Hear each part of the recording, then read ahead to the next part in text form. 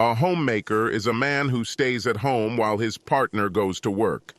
His job includes everything traditional stay-at-home wives typically do, plus general house repairs, car maintenance, and lawn care. A householder's wife may occasionally help with cooking and/or childcare, but the husband primarily takes care of these things. I'm not sure I would have survived this job if it had started when my 3 children were young. We were a family of modest means, so all the kids went to kindergarten while my wife and I tried to earn enough money to maintain a middle-class lifestyle. Once my children entered high school, my wife enrolled in an MBA program because her employer reimbursed the cost of tuition. This meant I had to do more to keep the household afloat while she studied and attended classes online and in school. I didn't mind the extra work because I knew an MBA would allow her to advance in her job and earn a higher salary. Amy's MBA program was aimed at executives who worked full-time, so it took almost 3 years to complete. By that time, the children had already left for college. Luckily, all 3 were very good students and were in the running for several scholarships. However, having 3 children in college is a huge financial burden. I worked for a small family-owned manufacturing company as an accounting department manager. I was paid a fair salary, but nothing like large corporation CPAs. Amy's hard work finally paid off, and she was promoted to Executive Vice President of Product Development at the multinational insurance company she had worked for over 15 years. The new job meant she received a significant raise, a car allowance, an expense account, and a share of year-end bonuses with everyone else in the corporation. Her new windfall couldn't have come at a better time. The economy suffered a sharp downturn, and my employer was particularly hard hit. They fought for almost a year and then sold the business to our main competitor. The new owners wasted no time in gutting our capacity and closing the plant. The new owners offered me a job at their factory, but it was 300 miles away. The salary would have been a little less than what I was making, which was about a third of what Amy was making, not including bonuses.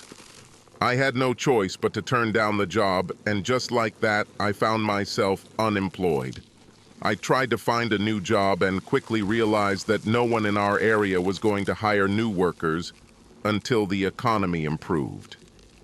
John, this is not the end of the world.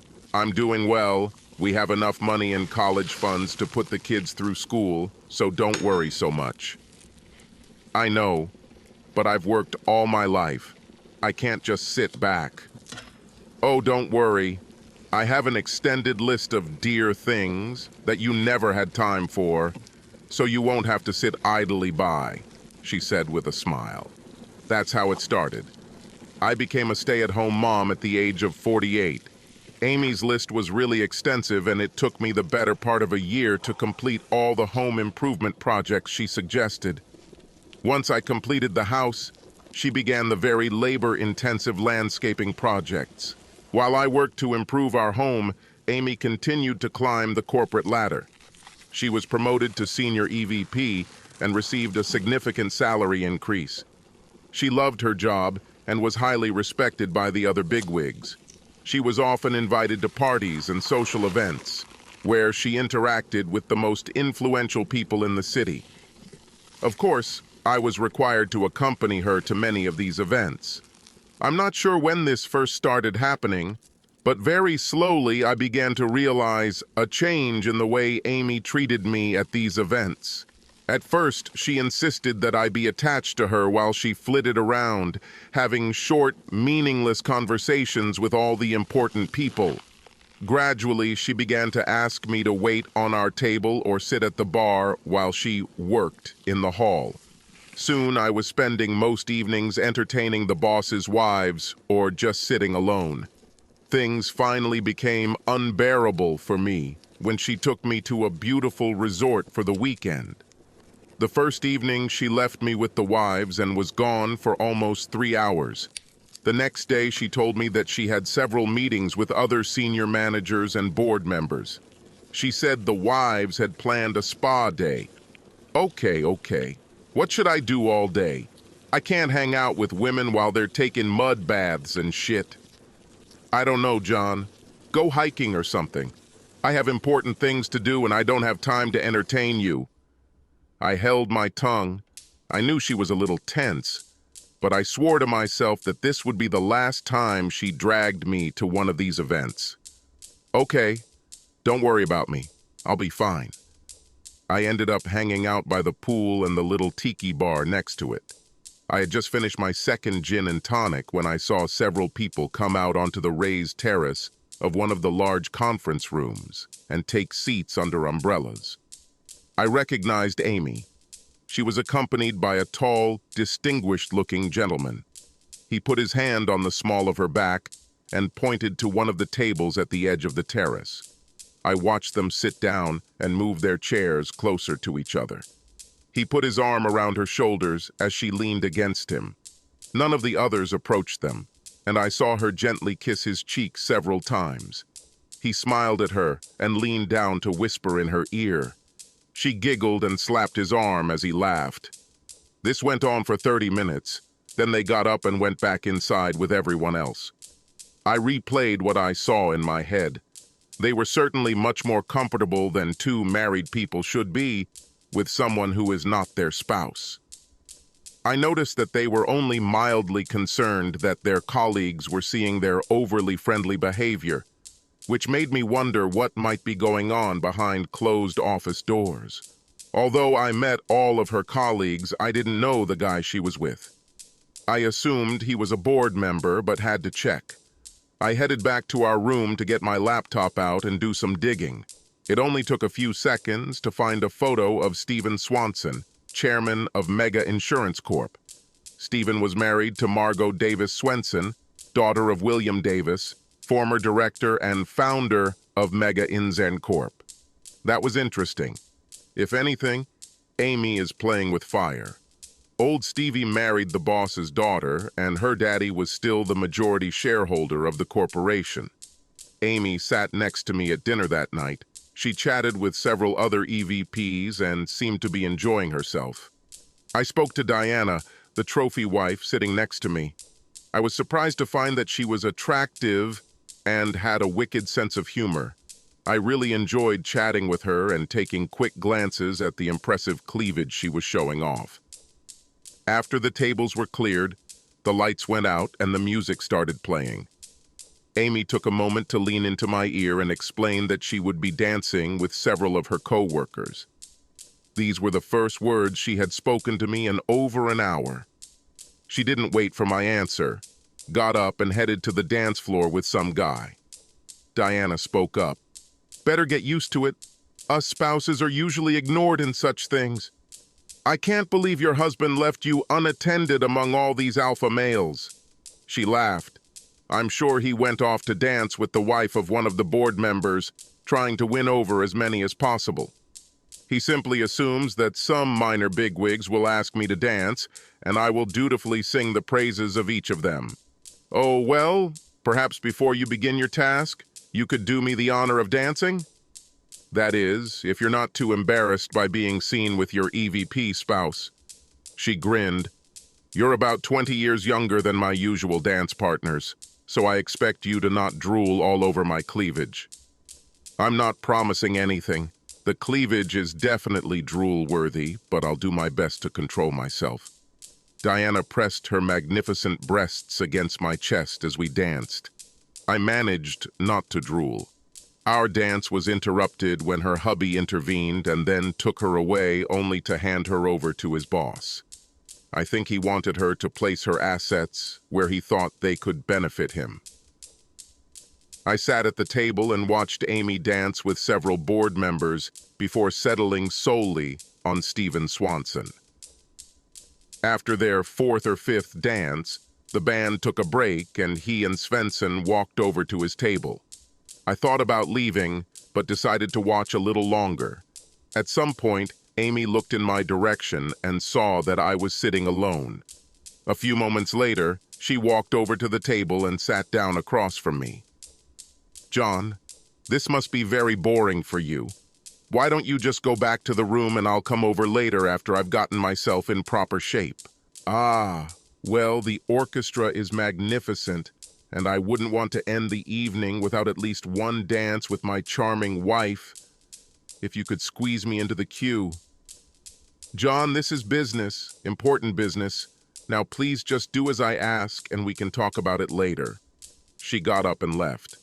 I stared after her. I was fired. This bitch actually told me, "Go to your room."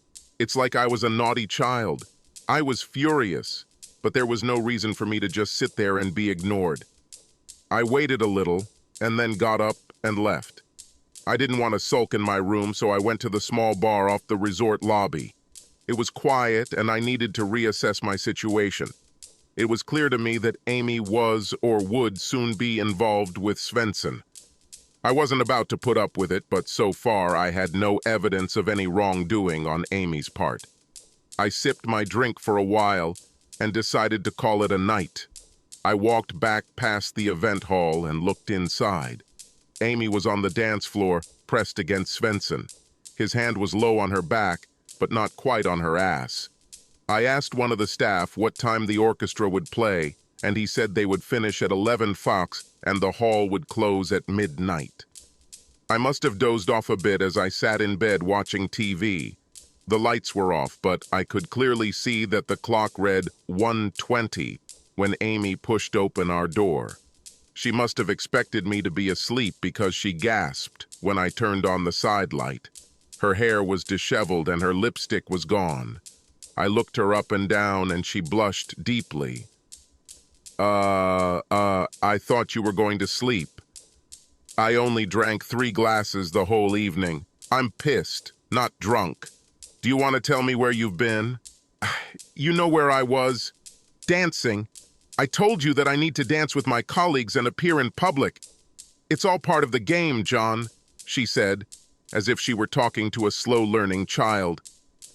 Try again first. The orchestra left at 11, say. So, what have you been doing for the last 2.5 hours? I talked to Svensson. Margot is in Europe with her mother, so he's here alone. We went back to his room and talked about his plans for the company and how he thought I could fit into those plans. So, you just spent 2 hours talking, I used air quotes, in his room and left me to fend for myself. Then you sneak in here with your hair disheveled, no lipstick, and wearing heels. This must have been some seriously tedious conversation. Think what you want. I need to take a shower and get some sleep. Tomorrow we have another half day of meetings. Oh, I told Stephen that I would go to dinner with him tomorrow night. We have to leave in the morning and your meeting ends at noon. What the hell are we going to do before dinner? She kicked off her shoes and put her hands on her hips. You're going home. I'm going to go back to his lake house with Stephen for dinner. So you're leaving at noon to spend the day at his lake house. When do you expect to be home? I don't know if it's too late. I'll just come back on Monday morning. Damn it, you won't do this. You're going to spend all day and all night having sex with this asshole and then come back to my house. First of all, I never said anything about having sex with him. And second of all, this is my fucking house, not yours. He belongs to me. I just stared at her, my mouth open. When I completed all the work on the house, Amy refused to use her annual bonus to pay off the construction loan. She insisted that we refinance the house. Since I was unemployed, I did not get a mortgage, and Amy insisted that I not participate in the act unless I was on a mortgage. This drove me nuts. But we were planning on moving shortly after I finished all the improvements. I just assumed I'd be back at work and decorating the new house by then, so I let it slide. She stood there with her hands on her hips and a smirk on her face. I got out of bed and started getting dressed. I grabbed my suitcase and threw it on the bed. I yanked open the drawers and began stuffing my clothes into my suitcase. So what now? Are you going to run away? Where are you going to go? You have no home, no job, no money. So where the hell do you think you're going? Fuck you, Amy.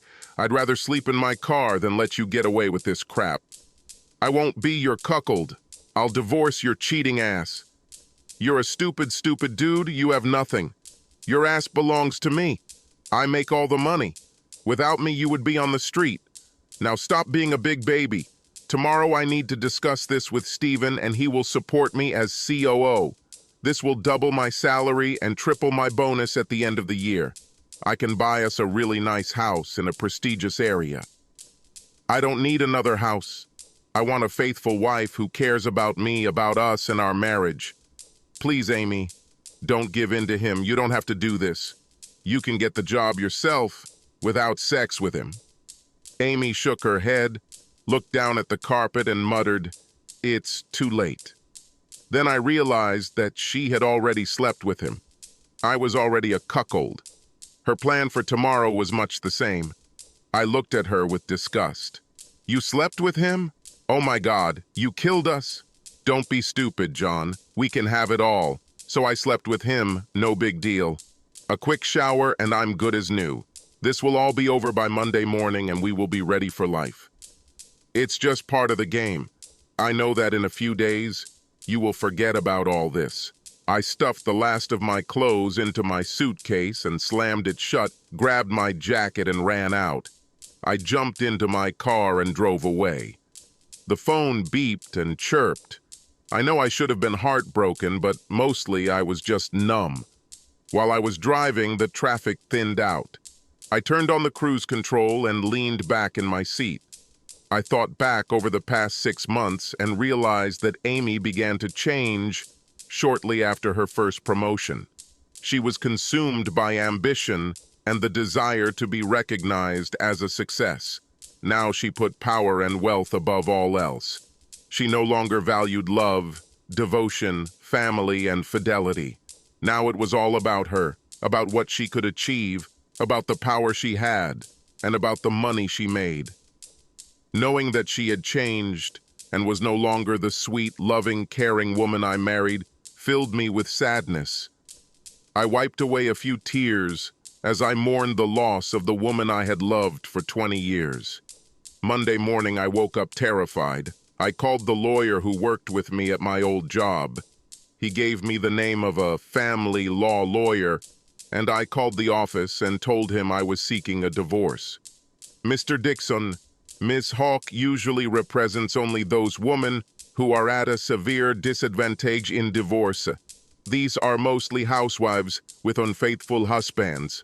I'm not sure why your lawyer told you her name. I am a householder. My wife is a high-ranking leader and an adulteress." There was silence for a moment. "Oh my God, this will be her first time. Can you be here by 11:30? I walked into Sally Hawk's office at 11:20. Her secretary broke into a smile when she greeted me. I waited about 20 minutes before an attractive, short, dark-haired lady walked into the reception area. "Mr. Dixon, I'm Sally Hawk. Please come into my office." I told her my story and she took notes as I spoke. "So, you were a stay-at-home mom for about 2 years? I lost my job when my employer sold the company and our business was closed. My wife just got a big promotion and I couldn't find a job in my field. She convinced me to stay home and make improvements to our home. She planned to sell our house as soon as I finished all the renovations and buy a bigger and better house." "Wait, so it was her idea for you to become a stay-at-home dad?" "Yes. She liked that I cooked, cleaned, did the laundry, and set up the house, while she was free to pursue her career." "Great. So when did you first begin to suspect that there was a problem in your marriage?" "To be honest, I only recently started to suspect that she was cheating. But looking back, I think it probably started almost a year ago. She admitted her infidelity last weekend, which is why I'm here today." "Mr. Dixon, I'm sorry this is happening to you, but I promise that you will get through this. And I will make sure that you are treated fairly in the divorce." "So, you said that your wife admitted to cheating. Do you have any evidence of this? Did you record her confession?" "No, I didn't write it down. From what I've observed, I'm guessing most of her co-workers know what she's doing. Okay, although this is a no-fault state, I'd like to get some evidence of her adultery so I can use it as leverage in a settlement. Would you mind if my investigator poked around a little? I use Masters investigations. Jack, Masters is an old friend of mine and his people are very reliable. Of course, I think I need to take some money from the bank before she freezes it. I assume you have a joint account? Yes, a small home checking account at Chase that I use. Most of our money is in a managed portfolio that is jointly owned. She has several accounts in her name alone. Okay, when we're done, go to Chase and withdraw everything but $1. Go ahead and deposit the money, but don't tell me where. I will get her investment account frozen and demand the disclosure of all her assets. I was just leaving the bank when Jack Masters called me. Mr. Dixon, Sally Hawk asked me to call you. Do you have a moment to talk alone? I got into my car and locked the door. Yes, I'm in my car. I parked near the bank. Sally told me most of the details. My people will start gathering information this afternoon. What are your plans? Are you planning to stay in the house? I can't afford to move out until I cash out some of our investment funds. Okay. You can't make her leave. So I suggest moving to another bedroom and installing a secure lock. I can get someone to do this if you want. In addition, I want to install some surveillance equipment in your home as soon as possible. I'm heading home now. I'll stop, pick up a set of locks, and be home in 40 minutes. I installed a lock while the Masters team installed several tiny cameras throughout the house. I moved all my clothes to the room farthest from my old room. I was really happy that I installed a separate small bathroom when I remodeled the top floor. Early that evening, my phone vibrated, alerting me to traffic in my driveway. The new camera gave me a clear view of Amy getting out of the limo, but I couldn't tell if anyone else was in the car. The driver carried the bags inside and then drove off. I was in my new room, watching split screens on my laptop while Amy walked around the house screaming my name. She walked into the master bedroom and looked around. When she opened my empty closet, she exclaimed, "Damn!" She looked into the bathroom and then left her bedroom. A few moments later, she tried my doorknob. "John, are you there? What do you want?" "John, dear, please open the door. Why are all your things missing from our room?" "Your room. Now my room is here." "John, are you serious? Why on earth would you want to move out of our room? Now stop this nonsense right now and let me in." "No. You are not welcome in my room. Go take a shower and wash off your lover's stink.